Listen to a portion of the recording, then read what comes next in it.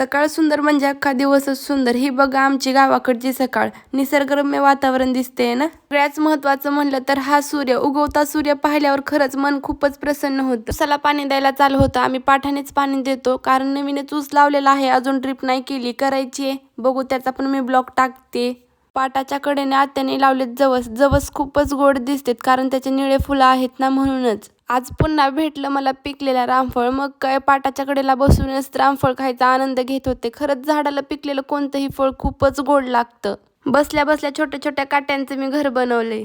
नणंदबाईने दिलेत एवढी सारी झाडे, कशाला तर दारापुढे लावण्यासाठी. तर हे बघा, हे मेन आहे सगळ्यामध्ये, म्हणजेच खायचं विड्याचं पान असतं ना, त्याचाच वेल आहे हा. तुम्हाला दिसतच असेल, काहीतरी पांढरं लागले, वरचं पान दिसतं. हा बघा, आहे ना विड्याचं पान. बघू ह्याचा वेल लावते मी, झाड येतं का नाही बघू. ताईने दिलेले हे सगळ्या झाडांचा मी मोठा ब्लॉग यूट्यूबवर टाकणार आहे, नक्की बघा. आवडला तर लाईक करा.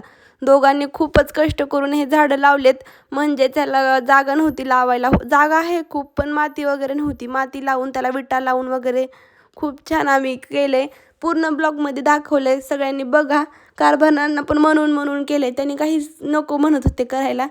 तर आवडलं. एवढी मेहनत करून दोघंजण लावताय, खरं झाडं पण येतात का नाही काय माहिती. तरी मला वाटतं येतील, कारण की मी त्याची तेवढी काळजी पण घेणार आहे. बघू येतात का नाही. दोघांच्या एवढ्या प्रेमाने लावलेत म्हणल्यावर येणारच ना.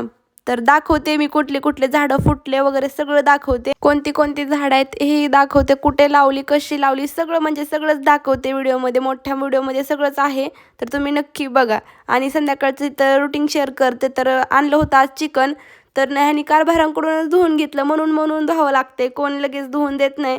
आणि मी पटकन भाकरी करून घेतली, पटकन साधी भाजी पण बनवून घेतली, कारण की आमच्या घरी सासऱ्यांना नाही जमत आहे, ते नॉनव्हेज खात नाहीत ना, म्हणूनच. आणि भाकरी जमतात का नाही मला कमेंटमध्ये नक्की सांगा.